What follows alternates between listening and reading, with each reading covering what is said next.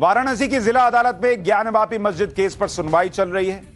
इस सुनवाई पर क्या लोगों का ध्यान नहीं है, लेकिन सुनवाई के दौरान क्या हो रहा है, ज्ञानवापी केस कहां तक पहुंचा है, आज हम आपको बताएंगे। क्योंकि मैंने आपसे कहा था कि ये हमारे लिए टीआरपी का मसला नहीं है। जब कोई चर्चा नहीं कर रहा था तब भी हम इसके बारे में बता रहे थे। आज भी लोग इसको भूल गए हैं जब तक जजमेंट नहीं आएगा, लेकिन हम आपको बताएंगे कि क्या कोर्ट में चल रहा है, क्योंकि हमारे लिए ये बड़ी आस्था का मामला है। विष्णु जैन जी हमारे साथ जुड़ गए हैं। विष्णु भाई, बहुत स्वागत आपका। माफी आपको वेट कराया, लेकिन अब आप अगर हमारे दर्शकों के लिए बताएं कि आज कोर्ट में क्या क्या हुआ है, और सुना कुछ गर्मा गर्म बहस भी हुई आज। देखिए, सबसे इंपॉर्टेंट बात यह है कि मुस्लिम पक्ष पिछले 5 दिनों से कोर्ट को ये बात कहता आ रहा था कि हमने ज्ञान व्यापी के मसले में सूड प्रॉपर्टी को गलत तरह से आइडेंटिफाई किया है और हमने अपने प्लेंट में इस प्रॉपर्टी को डिफाइन करने के लिए जो खसरा नंबर दिया है वो खसरा नंबर है 9130 और वो खसरा नंबर गलत है। अब उसके लिए कोर्ट में जब आज ओपनिंग हुई और 3:45 बजे मुझे मौका मिला अपनी बहस रखने का, तो मैंने कोर्ट के सामने यही 2 बातें रखी और जिससे उनका आर्गुमेंट डिफीट होता है। पहली बात, दीन मोहम्मद के जजमेंट में खुद, जिसको वो कहते हैं कि उनका पूरा केस दीन मोहम्मद पे बेस करता है और दीन मोहम्मद के केस पे इस जगह को वक्फ प्रॉपर्टी कहा गया, दीन मोहम्मद के केस में जो मुस्लिम पक्ष द्वारा दाखिल किया गया था उसमें खुद इस जगह को सर्वे नंबर 9130 से डिफाइन किया गया। दूसरी बात, जो हमने सूट फाइल किया है उसके ऑब्जेक्शन में जो मुस्लिम पक्ष ने एप्लीकेशन दी है, उस एप्लीकेशन के पैरा नंबर 3 पे उन्होंने लिखा है कि ये प्रॉपर्टी सर्वे नंबर 9130 पे 600 साल से मस्जिद चली आ रही है। तो 5 दिन तक आपने कोर्ट को गुमराह करने का, भरमाने का, अपनी प्लीडिंग के खिलाफ बहस करने का काम किया। वो आज हमने कोर्ट को पॉइंट आउट किया। इसके बाद सबसे इंपॉर्टेंट बात यह है सुशांत जी, आज मैं आपके इस शो पे कहना चाहता हूं, आपका शो पूरे देश भर में देखा जाता है, बहुत महत्वपूर्ण इंपॉर्टेंट शो है, कि आपने सीपीसी की ऑर्डर 7 रूल 11 के तहत एप्लीकेशन फाइल की कि ये केस मेंटेनेबल नहीं है, पोषणीय नहीं है। पोषणीय क्यों नहीं है? प्लेसेस ऑफ वर्शिप एक्ट से बाधित है, वफ एक्ट से बाधित है। 5 दिन की बहस में आपने इस पर कोई आर्गुमेंट ही नहीं किया। सारा आर्गुमेंट इस पे हो रहा है कि आपने यहां पेटिशनर क्यों लिखा है, यहां प्लेंटिफ क्यों लिखा है, आज मेरी तबीयत खराब है, मैं कल बहस करूंगा, मैं परसों बहस करूंगा। जो आपने कोर्ट के सामने एप्लीकेशन दी है उस एप्लीकेशन के आधार पर बहस ही नहीं हुई। सिर्फ मतलब एक लाइन नहीं बोले कि ये केस क्यों मेंटेनेबल नहीं है, कोई एक लाइन नहीं बोला कि ये केस क्यों नहीं मेंटेनेबल है, प्लेसेस ऑफ वर्शिप एक्ट से कैसे बार्ड है। सिर्फ कोर्ट को गुमराह करने का काम किया गया है। वो आज हमने कोर्ट के सामने क्लैरिफाई किया और कोर्ट के सामने स्पष्ट रूप से मैंने ये बात रखी कि प्लेसेस ऑफ वर्शिप एक्ट के सेक्शन 4(1) में धार्मिक स्वरूप निर्धारित होना बहुत जरूरी है, क्योंकि सेक्शन 4 सब क्लॉज 1 ये कहता है कि 15 अगस्त 1947 को जो जिस जगह का धार्मिक स्वरूप था वो वैसे ही रहेगा। तो धार्मिक स्वरूप क्या था ये कोर्ट में एविडेंस के तौर पे डिसाइड होगा, जिसके लिए हम सर्वे कमीशन की रिपोर्ट, जो पिलर्स मिले, हिंदू देवी देवताओं के वहां चिन्ह मिले, वो सारी बातें हम कोर्ट के सामने रखेंगे। इसके अलावा सबसे महत्वपूर्ण बात है, मुस्लिम पक्ष ने कहा कि ये वफ नंबर 100 के रूप में दर्ज हो चुका है, इसलिए यहां पे किसी भी तरह की कोई सिविल कोर्ट को पावर ही नहीं है, ये वफ ट्राइब्यूनल जाए। जबकि सुप्रीम कोर्ट का डायरेक्ट जजमेंट है इस पॉइंट पे, जो ये कहता है कि अगर एक पक्ष कह रहा है वफ संपत्ति और दूसरा पक्ष कह रहा है कि ये उनकी संपत्ति है, तो उसमें सिविल कोर्ट में ही डिसाइड होगा। कोई मुगलिया कोर्ट या कोई शरिया कोर्ट उसको डिसाइड नहीं कर सकती है। तो इसीलिए ये सारी बातें आज हमने कोर्ट में रखी। आज आधे घंटे हमारा आर्गुमेंट चला है और कल भी मैं और मेरे सीनियर हरिशंकर जैन साहब इस केस में अपनी बहस रखेंगे। विष्णु भाई, ये जो मुस्लिम पक्ष है, आप कह रहे हैं कि ये टाइम बाई कर रहा है, मतलब जितना ये डिले हो जाए मामला या खिंच जाए सुनवाई, लेकिन इनका पक्ष तो अब ये रख चुके हैं, अब ये दोबारा भी कुछ रख सकते हैं या इनका हो गया, अब आप रखेंगे और उसके बाद जज साहब फैसला लेंगे?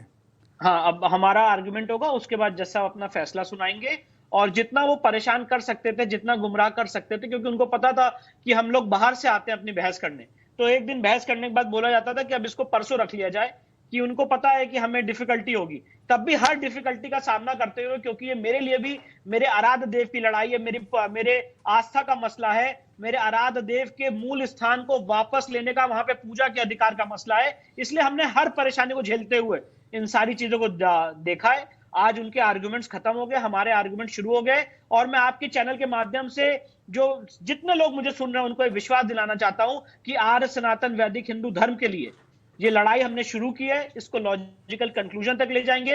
25 सुप्रीम कोर्ट के जजमेंट्स का कंपाइलेशन कोर्ट के सामने दे चुके हैं, जो ये साबित करेगा, ये दिखाएगा कोर्ट को, सेटिस्फाई करने की कोशिश करेगा कि ये केस ऑर्डर 7 रूल 11 की स्टेज से आगे जाना चाहिए, इसमें एविडेंस लीड की जानी चाहिए, इसमें इश्यूज फ्रेम होने चाहिए और वो सारी बातें हम कोर्ट के सामने विस्तृत रूप से रखने वाले हैं। आज भी मैंने उसका एक बैकग्राउंड ऑनरेबल कोर्ट को दे दिया।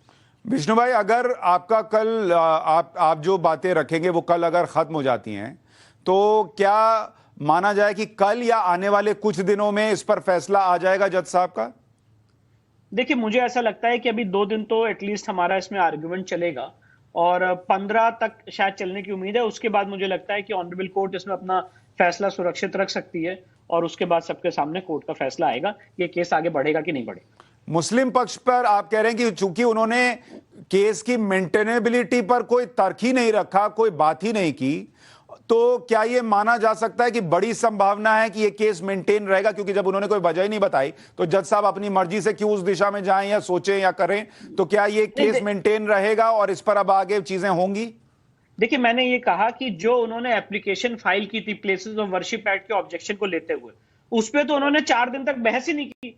उन्होंने बहस की ऐसे मुद्दों पे जो उनकी प्लीडिंग ही नहीं थी, जो उन्होंने कहा ही नहीं था कभी किसी के सामने, जो कोर्ट के सामने भी ऑन एफिडेविट नहीं फाइल किया था। तो इसीलिए मुझे ऐसा लगता है जहां तक प्लेसेस ऑफ वर्शिप एक्ट का विषय है और जो धार्मिक स्वरूप का आर्गुमेंट है हमारा, वो रीजन उनका इंटरप्रिटेशन यही है कि प्लेसेस ऑफ वर्शिप एक्ट के सेक्शन, और ये यहाँ पे मैं सिर्फ लीगल डिस्कशन कर रहा हूं कि प्लेसेस ऑफ वर्शिप एक्ट के सेक्शन 4 सब क्लॉज 1 में धार्मिक स्वरूप 15 अगस्त 1947 को क्या था ये निर्धारित होना जरूरी है, उसके लिए एविडेंस आना जरूरी है। और कोई ये नहीं कह सकता है कि आप मौजूद है, देवी देवताओं के चिन्ह हैं, खंबे हैं जिसमें हिंदू देवी देवताओं के चिन्ह मिले हैं, तो ये केस एविडेंस में जाना, इसको मुझे ऐसा लगता है, मेरा अपना लीगल ऐसा इंटरप्रिटेशन और मानना है कि ऑर्डर 7 रूल 11 की स्टेज को हम पार करेंगे। और हमने तो बहुत सवाल और जवाब और सारे एक्सप्लेनेशन दे दिए सुशांत जी। मैं कभी आपसे रिक्वेस्ट करूंगा कि मुस्लिम पक्ष से भी तो पूछिए कि उनका क्या जवाब है। उनका कोई स्टैंड आज तक हम लोग को नहीं पता है कि औरंगजेब ने तोड़ी की बनाई, ये कब इस जगह काबिज हुए, ये सिर्फ they are playing by the gallery और कभी अपने केस को आज विष्णु भाई, मैंने देखिए मुस्लिम पक्ष जो है वो मैंने गौर किया है कि वो कुछ चैनल्स चुन चुन कर इंटरव्यू देता है जहां उनसे सवाल जो है उनके मन मुताबिक पूछे जाते हैं और काउंटर प्रश्न ज्यादा नहीं होते।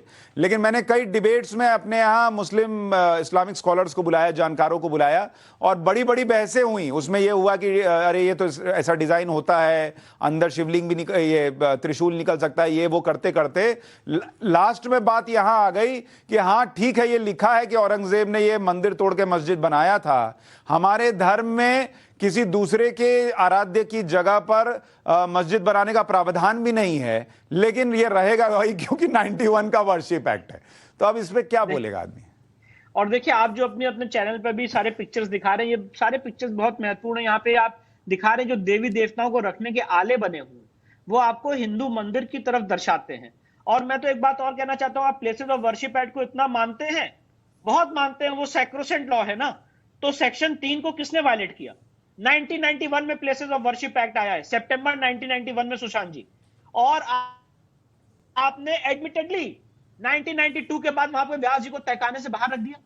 क्या आपने प्लेसेस ऑफ वर्शिप एक्ट के सेक्शन 3 का उल्लंघन नहीं किया? जरा ये जितने बैरिस्टर लोग हैं उनसे पूछा जाए कि आपने कैसे, जो व्यास जी उस तहखाने में पूजा करते आ रहे थे, प्लेसेस ऑफ वर्शिप एक्ट के वायलेशन में, सेक्शन 3 के वायलेशन में, उनको आपने उस तहखाने से बाहर फेंक दिया और बैरिकेडिंग लगा के हम लोग को रोक दिया कि उसके अंदर नहीं जा सकते। उससे पहले तक तो हिंदू वहां पे अंदर जा रहा था, पूजा कर रहा था। विष्णु भाई, एक चीज लास्ट में ये बताते जाइए कि अब आपकी जिरह खत्म हो गई, उसके बाद कोर्ट जो है वो अपना आदेश सुरक्षित रखेगा, जल्दी ही सुना भी देगा। अगर ये केस मेंटेन हो जाता है उसके बाद क्या होगा? क्या आप लोग एएसआई सर्वे की भी मांग कर सकते हैं? उसके बाद के स्टेप क्या होंगे? देखिए, बिल्कुल इंपॉर्टेंट बात यही है कि इसके बाद इश्यूज फ्रेम होंगे, किन किन मुख्य बिंदुओं पे कोर्ट को अपना फैसला देना है, उन सारी चीजों पे कोर्ट अपने इश्यूज फ्रेम करेगा। और साथ ही साथ जो और अलाइड एप्लीकेशन है, सबसे इंपॉर्टेंट एप्लीकेशन हमारी है कि जो शिवलिंग के नीचे की दीवार है उसको तोड़ के देखा जाए, उसको खोल के देखा जाए कि ये शिवलिंग नीचे का कितना जा रहा है, उसका अर्गा जो है वो हमको बरामद होगा, वो हमको मिलेगा। और ये किसी भी तरह से फाउंटेन नहीं है, तो वो दीवार खोलने की सबसे पहली एक्सरसाइज है। इसमें अभी एक और कमीशन जारी होगा। इसके बाद जो एसआई सर्वे की बात है, court section 45 of Indian evidence act में एक्सपर्ट ओपिनियन के तहत एविडेंस ले सकती है। राम जन्मभूमि के केस में हमने देखा कोर्ट ने ऐसी एक्सरसाइज कंडक्ट की थी, और इस केस में एएसआई सर्वे बहुत इंपॉर्टेंट है। उन सारी बातों को भी हम कोर्ट के सामने रखेंगे और फिर एविडेंस लीड की जाएगी और उसके बाद माननीय न्यायालय अपना फैसला सुनाएगा, फाइनल जजमेंट सुनाएगा। विष्णु भाई, बहुत बहुत शुक्रिया इतनी जानकारी देने के लिए। और अब तो सावन का महीना भी चल रहा है, भोले बाबा की कृपा आप पर बनी रहे, मैं यही उम्मीद कर सकता हूं। बहुत बहुत धन्यवाद। पाठशाला में अब पीएम मोदी के उस ड्रीम प्रोजेक्ट का चैप्टर जिसमें धार्मिक स्थलों को नया रूप दिया जा रहा है।